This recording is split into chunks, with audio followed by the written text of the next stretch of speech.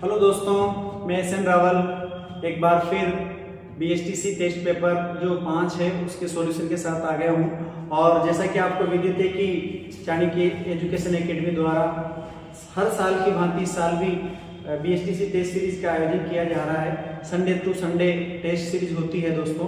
तो आप भी यदि अपनी तैयारी को नई उड़ान देना चाहते हैं, नई पंख लगाना चाहते हैं, तो आप बिल्कुल चाणक्य एजुकेशन एकेडमी से जुड़ सकते हैं। तो दोस्तों, यदि आप मेरे YouTube चैनल से नहीं जुड़े हैं तो आप सब्सक्राइब कर लीजिए और लाइक और कमेंट कीजिए दोस्तों। ठीक है दोस्तों, क्लास शुरू करते हैं। जोरदार दमदार क्लास के साथ अपन इसको शुरू करते हैं। आज की जो क्वेश्चन है, पूरे हिंदी के जो 30 क्वेश्चन है वो सोल्व करते हैं। देखिए, पहला क्वेश्चन अपना है, पहले क्वेश्चन पे बात करें तो दोस्तों देखिए, जंगल शब्द की पर्यायवाची शब्द का चयन करना है। यानी कि ये 4 ऑप्शन आपके पास सामने हैं, इनमें से आपको क्या करना है, जंगल शब्द के जो पर्यायवाची हैं या जंगल शब्द का जो पर्यायवाची है वो आपको छांटना है। तो देखो दोस्तों, बात करते हैं पय। पय का अर्थ तो क्या हो जाएगा, पीने योग्य, यानी कि आप जल कह सकते हो, दूध कह सकते हो। ठीक है, तो ये तो जंगल का पर्यायवाची होगा नहीं। उपवन, उपवन का अर्थ होता है बगीचा। ठीक है, पत्थर, पत्थर आप जानते ही हो, तो हमारा ऑप्शन क्या हो जाएगा, कानन। क्या हो जाएगा, कानन हो जाएगा। और दोस्तों, जैसे कि अपन बात करें जंगल की पर्यायवाची देखें तो वन है, अरण्य, ठीक है, कानन, कांतार, गहन। इस तरह से जंगल शब्द के क्या होते हैं, पर्यायवाची होते हैं। तो दोस्तों, अपना ऑप्शन क्या हो जाएगा, द हो जाएगा। अगला क्वेश्चन देखिए, पुण्य का सही विलोम है। पुण्य का सही विलोम होगा तो गुण दोष, गुण दोष, तो यूं कह सकते हैं कि तो गुण का विलोम शब्द है। संगति, असंगति, ये संगति का है। ठीक है, पाप, ये पुण्य, यही अपना ऑप्शन है। पीड़ा का मतलब तो कष्ट होता है, तो सुख कह सकते हैं। तो अपना ऑप्शन हो जाएगा स। निम्न में से कौन सा द्विगु समास का उदाहरण है, निम्न में से कौन सा द्विगु समास का उदाहरण है।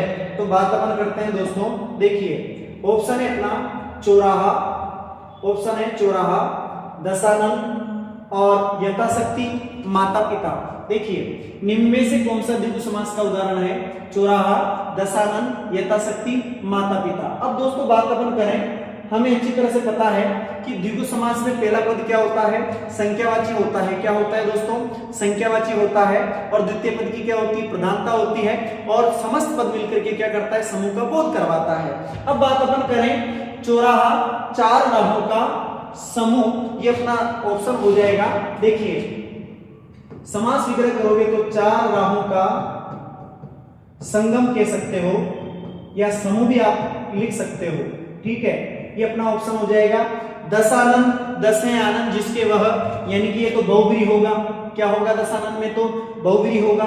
यथाशक्ति, यथाशक्ति की अगर अपन बात करें तो यथाशक्ति शब्द में दोस्तों हो जाएगा कौन सा, अव्ययी भाव होगा। और माता पिता में द्वंद्व समास। देखिए, क्वेश्चन नंबर 104 की बात करें, यदि परिश्रम किया होता तो सफलता अवश्य मिलती वाक्य है। इच्छावाचक, विधानवाचक, आज्ञावाचक, संकेतवाचक। अब दोस्तों बात अपन करें कि वाक्य की यदि बात करें तो वाक्य वर्गीकरण के प्रमुख आधार 2 हैं। एक तो वाक्य का वर्गीकरण करते हैं अपन रचना के आधार पर, और एक करते हैं अर्थ के आधार पर। रचना के आधार पर वाक्य 3 प्रकार के होते हैं, सरल, संयुक्त और मिश्र।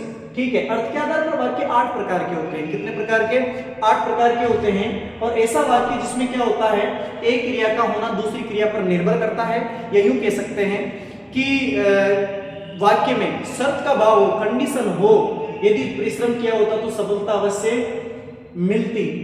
कंडीशन का भाव हो, एक क्रिया का होना दूसरी क्रिया पर निर्भर करे, तो वाक्य हो जाएगा कौन सा, संकेतवाचक हो जाएगा दोस्तों। कौन सा हो जाएगा, संकेतवाचक हो जाएगा। क्वेश्चन नंबर 105 पे देखिए, एक पंथ दो काज मुहावरे का उचित अर्थ है, सबको पता है। एक पंथ दो काज, एक साथ दो दो दोस्त नहीं, समय पर कार्य करना, एक प्रयत्न से 2 काम का हो जाना ही क्या है, एक पंथ 2 काज हो जाएगा। ठीक है दोस्तों, आगे बढ़ते हैं और अगले क्वेश्चन की तरफ अपन चलते हैं। क्वेश्चन नंबर 106 देखिए, अभी उपसर्ग किस अर्थ में प्रयुक्त होता है, यानी कि अभी उपसर्ग का अर्थ क्या होता है, ये हमें देखना है। तो देखो, अपवाद, विपरीत, सामने, पास, विशेष, नीचा, बुरा, हीन, पीछे, समान। तो दोस्तों बात अपन करें, अभी उपसर्ग का अर्थ सामने होता है, पास होता है और विशेष होता है, यानी कि ऑप्शन अपना हो जाएगा ब। अब देखिए किस विकल्प में एक से अधिक उपसर्गों का प्रयोग किया गया है। क्वेश्चन नंबर 107 पे देखिए आप, क्वेश्चन नंबर 107 देखिए, किस विकल्प में एक से अधिक उपसर्गों का प्रयोग किया गया है। पहला है पर्यावरण, दूसरा अलंकार, तीसरा तिरोभाव, चौथा है आविर्भाव। तो दोस्तों बात अपन करते हैं, देखो इधर पर्यावरण जो शब्द है, पर्यावरण शब्द की बात करें तो परि उपसर्ग है, आ उपसर्ग है और वर्ण, ठीक है। अलंकार में अलग उपसर्ग है और कारमूल शब्द है। तिरोभाव, तिरह भाव, आविर्भाव, आविर प्लस भाव। तो यूं कह सकते हैं दोस्तों कि अपना ऑप्शन हो जाएगा क्या, पर्यावरण, यानी कि अ ऑप्शन हो जाएगा, ठीक है। क्या हो जाएगा, अ ऑप्शन हो जाएगा। पर्यावरण में दो उपसर्ग हैं, परि और आ, ठीक है। इसके बाद आगे बढ़ते हैं दोस्तों, और क्वेश्चन नंबर 108 पे बात करें तो देखिए, निश्चल का सही संधि विच्छेद है, निश्चल का सही संधि विच्छेद है, आपको अच्छी तरह से पता है दोस्तों, निश्चल का सही संधि विच्छेद क्या होगा, विसर्ग संधि होगी, आपको पता है, नेहा प्लस चल, यानी कि हमारा ऑप्शन हो जाएगा क्या, अ, ठीक है। विसर्ग का क्या हो जाएगा, स हो जाएगा। आगे देखिए क्वेश्चन नंबर 109 पे, माथे पर बल पड़ना मुहावरे का सही अर्थ है। सिर दर्द होना, पसंद करना, गुस्सा करना, असंतोष प्रकट करना। क्या होगा दोस्तों, माथे पर बल पड़ना मुहावरे का सही अर्थ है। क्या हो जाएगा दोस्तों, बात अपन करते हैं, मुहावरे का सही अर्थ हो जाएगा असंतोष प्रकट करना। माथे पर बल पड़ने का मतलब है यानी कि किसी चीज से यदि सहमत नहीं है तो ये माथे पर क्या होते हैं, चेहरे पर, माथे पर क्या होते हैं, रेखाएं उभरती हैं, यानी कि असंतोष का भाव प्रकट होता है। आगे देखिए, इनमें संयुक्त वाक्य कौन सा है। क्वेश्चन नंबर 110 देखिए, संयुक्त वाक्य कौन सा है। तो दोस्तों देखिए, वो आगे बढ़ गया लेकिन परिवार पीछे रह गया, जब बरसात थमी तब हम लोग बाहर निकले, मैंने सुना है कि आप अच्छे कवि हैं, लाखों लोग कोरोना से काल कवलित हो गए। कौन सा होगा, देखिए दोस्तों, वह आगे बढ़ गया लेकिन परिवार पीछे रह गया, ये अपना ऑप्शन हो जाएगा। लेकिन से जुड़ा हुआ है, आपको अच्छी तरह से पता है कि संयुक्त वाक्य की परिभाषा क्या होती है, जब दो स्वतंत्र वाक्य समुच्चय बोधक कव्य से जुड़े हुए हों तो वो संयुक्त वाक्य होता है। अब देखिए, वह आगे बढ़ गया, एक वाक्य ये हो गया, परिवार पीछे रह गया, ये दूसरा वाक्य हो गया, और किससे जोड़ दिया, लेकिन से जोड़ दिया, तो ये अपना ऑप्शन हो जाएगा। बाकी जब बरसात थमी तब हम लोग बाहर निकले, ये मिश्र वाक्य होगा। मैंने सुना है कि आप अच्छे कवि हैं, ये भी मिश्र वाक्य होगा। लाखों लोग कोरोना से काल कवलित हो गए, ये सरल वाक्य होगा, ठीक है। क्वेश्चन नंबर 111 की बात करते हैं, उत्तम शब्द का विलोम चुने, यानी कि उत्तम शब्द का क्या बताना है, विलोम शब्द बताना है। उत्तम का क्या बताना है दोस्तों, विलोम शब्द बताना है। तो देखिए क्वेश्चन नंबर देखिए, विलोम का, विलोम, उत्तम शब्द का क्या बताना है, विलोम बताना है। तो बात करते हैं, देखिए, बढ़िया, अधम, अदर, अति। देखिए, अदर, अदर यानी तो हो जाता है होंठ, ठीक है। अधम का अर्थ होता है दुष्ट, बुरा, और अति का अर्थ होता है अत्यधिक, यानी कि हमारा विलोम पूछ रहा है ना उत्तम का, उत्तम का, अच्छा उत्तम का विलोम पूछ रहा है तो फिर अधम होगा। क्या होगा, अधम। उत्तम यानी अच्छा, अधम यानी बुरा, ठीक है दोस्तों। सूर्य का पर्यायवाची नहीं है। अब सूर्य का पर्यायवाची नहीं है तो ये क्वेश्चन ऐसे हैं दोस्तों, जब आपको सूर्य का पर्यायवाची याद होंगे तो आप अपने आप क्या कर लोगे, इसका आराम से आंसर ढूंढ लोगे। जैसे दिवाकर, ये तो सूर्य का पर्यायवाची है। प्रभाकर, ये भी होगा। सुधाकर जो है ये चंद्रमा का पर्यायवाची है, सुधा को करने वाला। किसका पर्यायवाची है, चंद्रमा का पर्यायवाची है। इस वजह से ऑप्शन नंबर 112 में स ऑप्शन होगा। आगे देखिए, क्वेश्चन नंबर 113 की बात अपन करते हैं दोस्तों। तो देखिए, उपल, उत्पल, उर, अरु शब्दों के उचित शब्द हैं यानी कि आपको क्या करना है, उपल शब्द का अर्थ बताना है, उत्पल शब्द का अर्थ बताना है, उर का अर्थ बताना है, उरु का अर्थ बताना है। तो दोस्तों अपन बात करते हैं, देखिए उपल का अर्थ होता है पत्थर, क्या होता है, पत्थर। उत्पल का अर्थ होता है कमल, उर का अर्थ होता है हृदय, और उरु का अर्थ होता है जांग। यानी कि हमारा ऑप्शन होगा अ। क्या होगा, अ होगा। क्वेश्चन नंबर 114 पे देखिए, किस विकल्प में सभी शुद्ध शब्द हैं? यानी कि आपको शुद्ध शब्द छांटने हैं। ठीक है दोस्तों, तो बात करें, पहला ऑप्शन है माधुर्य नीरस, दूसरा ऑप्शन है माधुर्यता साम्यता, तीसरा ऑप्शन ज्ञान विज्ञान, तीसरा ऑप्शन कृतज्ञ संगार। तो दोस्तों शुद्ध अपना हो जाएगा अ। ठीक है, माधुर्यता गलत है क्योंकि ता प्रत्यय नहीं जोड़ेंगे। माधुर्य शब्द अपने आप में क्या है, भाववाचक संज्ञा है। साम्यता नहीं होगा, समानता होगा। ज्ञान आपको अच्छी तरह से पता है, इस तरह लिखेंगे। विज्ञान भी इस तरह लिखेंगे। ठीक है, कृतज्ञ, कृतज्ञ इस तरह लिखा जाता है, और संगार तो आप जानते ही हो, इस तरह लिखते हैं। तो अपना ऑप्शन क्या हो जाएगा, अ हो जाएगा। क्या हो जाएगा, अ ऑप्शन हो जाएगा दोस्तों। ठीक है, क्वेश्चन नंबर 115 की बात करें, देखिए, नानी कुंवारी मर गई नवासे के नौनो ब्याह, लोकोक्ति का अर्थ है। नानी कुंवारी मर गई नवासे के नौनो ब्याह, लोकोक्ति का अर्थ है।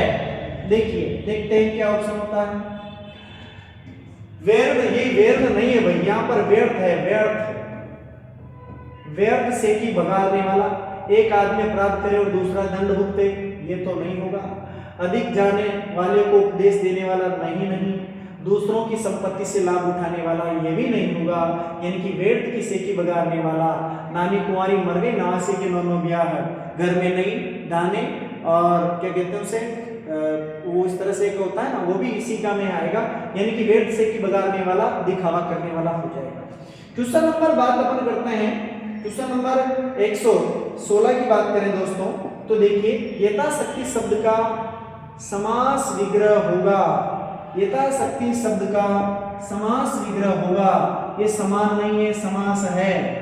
ठीक है दोस्तों, शक्ति के अनुसार, शक्ति और अनुसार, यथाशक्ति अनुसार, यथा और शक्ति सबको पता है, शक्ति के अनुसार, क्योंकि यथा जो अव्यय है इसका अर्थ होता है के अनुसार। दूर उपसर्ग से बना शब्द जिसका अर्थ कठिन हो, दूर उपसर्ग से बना शब्द जिसका अर्थ क्या हो, कठिन हो। इसमें थोड़ा सा चेंज कर लेते हैं दोस्तों, देखिए, दूर उपसर्ग, यहाँ हलंत लगा दीजिए। दूर उपसर्ग से बना शब्द जिसका अर्थ नहीं है, यहाँ पर है जहां जाना कठिन हो। ठीक है, दूर उपसर्ग से बना शब्द कौन सा है, जिसका अर्थ क्या होगा, जहां जाना कठिन हो। तो दुर्गति का अर्थ होता है बुरी स्थिति। दुर्गम, गम धातु होती है संस्कृत में, गम यानी जाना, गमन करना, और जहां पर जाना कठिन हो उसे क्या बोलेंगे, दुर्गम बोलेंगे। दुर्व्यवस्था तो नहीं होगा, दुर्जन बुरा आदमी, तो ये होगा ही, यानी कि ऑप्शन अपना क्या होगा, ब हो जाएगा। क्वेश्चन नंबर 118 की बात करें, रातों रात शब्द का सही समास विग्रह होगा। कौन सा समास है रातों रात में, अव्ययी भाव समास है। कौन सा है दोस्तों, अव्ययी भाव है। समास विग्रह क्या करेंगे, रात और रात नहीं, रात में रात नहीं, और इसके बाद अपन देखते हैं रात ही रात में, या फिर रात से रात तक। तो हमारा ऑप्शन होगा रात ही रात में। जैसे बहुत सी बार बोलते हैं ना कि वो रातों रात घर छोड़ करके चला गया, अर्थात रात ही रात में चला गया। ये अपना ऑप्शन हो जाएगा स। क्वेश्चन नंबर 19 पे देखिए, नानी के आगे ननिहाल का बखान का अर्थ इनमें से कौन सा है। नानी के आगे क्या करना, ननिहाल का बखान करना, यानी कि बात अपन करें मुहावरा है, आंसर बताना है। ज्ञानी के सामने ज्ञान का प्रदर्शन, बड़ा चढ़ाकर कहना, यह तो अतिशयोक्ति होता है। अनजान को ज्ञान देना, नहीं। रहस्य का उद्घाटन करना, नहीं। यानी कि ज्ञानी के सामने क्या करना, ज्ञान का प्रदर्शन करना। नानी के सामने ननिहाल की बात कैसे करोगे आप, नानी सब कुछ जानेगी ननिहाल के बारे में, तो वही होगा ज्ञानी के सामने ज्ञान का प्रदर्शन करना। अच्छा, क्वेश्चन नंबर 120 पे देखते हैं, निम्न में से शुद्ध शब्द है, निम्न में से शुद्ध शब्द है। तो दोस्तों इसमें अवमर्श भी सही है, अर्थात भी सही है। ठीक है, अजस्र गलत है, ये भी गलत है। यानी कि इस क्वेश्चन में दोनों शब्द सही हैं, तो यदि आप ए और बी दोनों सही करवा दिए हैं मैंने आंसर शीट के अंदर, तो दोस्तों देख लीजिए आप, बाकी ये दोनों शब्द क्या हैं, गलत है। आगे देखिए, शब्द युग्म की बात करें, अंबुज और अंबुदी में अंबुज का अर्थ होता है कमल, ठीक है, तो अंबुदी का अर्थ क्या होगा, अंबुदी का अर्थ क्या होगा, सागर होगा, क्या होगा भाई, सागर होगा दोस्तों, ठीक है। देखिए सॉरी, क्या होगा दोस्तों, सागर होगा, ठीक है। एक मिनट, ये देखिए 121 क्वेश्चन नंबर जो है इसका आंसर हो जाएगा सागर, क्या हो जाएगा दोस्तों, सागर हो जाएगा। निम्नलिखित में से कौन सा संधि शब्द सही है, संधि शब्द ढूंढना है।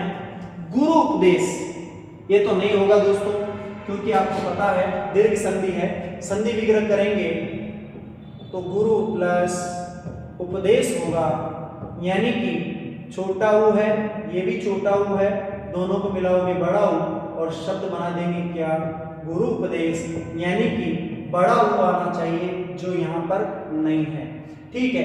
फिर देखते हैं षड्मूर्ति, ये भी गलत है, क्योंकि बात अपन करते हैं षड प्लस मूर्ति, व्यंजन संधि होगी और शब्द बनेगा षड्मूर्ति, क्या बनेगा, षड्मूर्ति, ठीक है। ये गलत लिखा ही हुआ है, उस श्रृंखल होता है, क्या होता है, उस श्रृंखल, इस तरह से, ये तो गलत लिखा हुआ है, उत प्लस श्रृंखल इसका संधि विग्रह होता है इस तरह से, ठीक है दोस्तों, श्रृंखल। और हाँ, बात अपन करें, ये भी षड्मूर्ति बात करते हैं दोस्तों, ये भी गलत ऑप्शन है, क्योंकि बात अपन करते हैं यहां से, देखिए बात करें षड्मूर्ति क्या बनेगा, षट्मूर्ति बनेगा, तो ये भी क्या हो गया, ये भी हो गया गलत, क्या हो गया, गलत, ये गलत है, सही। अब सही ऑप्शन है अपना मिष्टान, मिष्ट, मिष्ट धन अन्न, दीर्घ संधि है, मिष्ट यानी मीठा, अन्न यानी अन्न, यानी कि मिठाई आप मिष्टान कह सकते हो, इसमें ऑप्शन हो जाएगा द। क्वेश्चन नंबर 123 पे देखिए दोस्तों, क्वेश्चन नंबर 123 पे देखिए, ऊर्णतावाचक प्रत्यय से अभिप्राय है, ऊर्णतावाचक प्रत्यय किसको कहते हैं, ये आपको बताना है दोस्तों। ऊर्णतावाचक प्रत्यय से अभिप्राय है लघुता बोधक, संतान बोधक, विशेषक रोधक, क्रिया बोधक। तो ऊर्णता का मतलब होता है कमी, क्या होता है दोस्तों, कमी होता है ऊर्णता का अर्थ, तो कमी होगा तो आंसर क्या हो जाएगा, क्या हो जाएगा दोस्तों, लघुता बोधक होगा, क्या होगा, लघुता बोधक होगा, ठीक है। जब अपन बात करते हैं कृत प्रत्यय जब पढ़ते हैं, उसका एक भेद होता है ऊर्णतावाचक, तो ऊर्णता का ऊर्ण जो शब्द है उसका अर्थ होता है कमी, छोटा, तो क्या हो जाएगा, लघुता बोधक होगा। अच्छा, कृत प्रत्यय कितने प्रकार के होते हैं, 5 प्रकार के होते हैं, आपको याद है, कर्तृवाचक, कर्मवाचक, करणवाचक, भाववाचक और क्रियाबोधक, 5 प्रकार के कृत प्रत्यय होते हैं। और कृत प्रत्यय किसको कहते हैं, वे प्रत्यय जो क्रिया या धातु के अंत में जुड़ते हैं उन्हें क्या कहते हैं, कृत प्रत्यय कहते हैं, ठीक है दोस्तों। अगला क्वेश्चन देखिए 125 नंबर, दुस्तर का संधि विच्छेद क्या होगा, दुस्तर का संधि विच्छेद क्या होगा, तो ये गलत हो गया, ये गलत हो गया दोस्तों, ये गलत हो गया, ये सही हो गया, विसर्ग संधि, विसर्ग संधि होगी दूह प्लस तर, ठीक है। क्वेश्चन नंबर 126 पे देखें, जिसके बराबर दूसरा ना हो वाक्यांश के लिए एक शब्द का चयन कीजिए, यानी कि जिसके बराबर दूसरा ना हो वाक्यांश के लिए एक शब्द का चयन कीजिए, तो क्या होगा, अद्वितीय होगा, अनिर्वचनीय होगा, या फिर बात अपन करें दोस्तों, या फिर होगा क्या, अजय होगा या अतीन्द्रिय होगा, क्या होगा।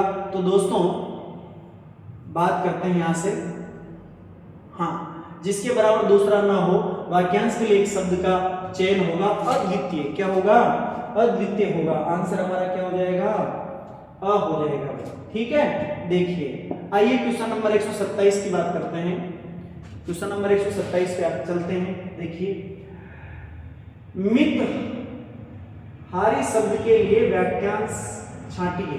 पहले तो देखिए दोस्तों, अगर आपको संधि आती है तो आप उसके आधार पर भी सवाल का जवाब सही कर सकते हैं। जैसे देखिए, मित्र प्लस आहारी, ठीक है, मित यानी कम, आहारी यानी भोजन, तो कम भोजन करने वाला क्या कहलाता है, मित आहारी कहलाता है, ठीक है। संधि से ही आप इसको क्या कर सकते हो, सही कर सकते हो। क्वेश्चन नंबर 128 पे देखिए, हस्तलिखित शब्द का सही समास विग्रह है। हस्तलिखित शब्द का सही समास विग्रह होगा तो देखिए हस्त और लिखित बिल्कुल नहीं होगा, हस्त से निर्मित किया हुआ बिल्कुल नहीं होगा, हस्त द्वारा लिखा हुआ हस्तलिखित होता है। क्या होता है? हस्त द्वारा लिखा हुआ हस्तलिखित होता है, यानी कि ऑप्शन 128 में क्या हो जाएगा? स हो जाएगा। क्वेश्चन नंबर 129 की बात करें, किस वाक्यांश के लिए प्रयुक्त शब्द सार्थक, किस वाक्यांश के लिए, देखिए बात करते हैं इस पर,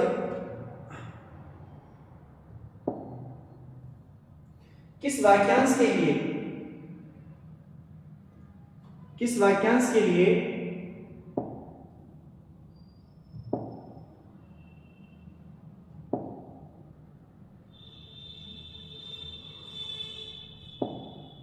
हाँ, किस वाक्यांश के लिए प्रयुक्त शब्द सार्थक नहीं है? सार्थक शब्द ढूंढना है तो दोस्तों देखिए बात अपन करते हैं। पराया दोष ढूंढने वाला क्या होगा? तथ्य अन्वेषी, जो अधर्म करने से डरे, धर्मवीरु, ये आश्रय नहीं है, आश्रय है, आप थोड़ा सा इसमें देख लीजिए, आश्रयदाता। आश्रयदाता को प्रश्न करने के लिए कही जाने वाली झूठी सच्ची बात क्या कहलाती है? ठकुर सुहाती, जिसने अनेक विद्वानों से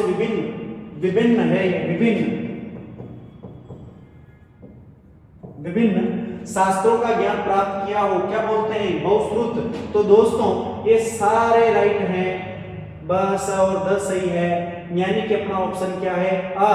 पराया दोष ढूंढने वाला तथ्य अन्वेषी नहीं होता, छिद्र अन्वेषी होता है। क्या होता है? छिद्र अन्वेषी होता है, दूसरों में कमी ढूंढने वाला छिद्र अन्वेषी होता है। इस वजह से हमारा ऑप्शन क्या होगा? अ होगा, क्योंकि ये सार्थक नहीं है। तथ्य अन्वेषी तो उसको बोलेंगे जो तथ्यों की क्या करता है? खोज करता है। ठीक है दोस्तों, किसको बोलेंगे? जो तथ्यों की क्या करता है? खोज करता है। इस वजह से हमारा गलत ऑप्शन क्या है इसमें? अ। अच्छा, क्वेश्चन नंबर 130 में देखिए, आवरण शब्द का विलोम चुने, आवरण शब्द का विलोम चुने। तो दोस्तों बात अपन करें, मैं आपसे कह चुका हूं कि यदि कोई शब्द की शुरुआत किससे होती है? स्वर से होती है। किससे होती है?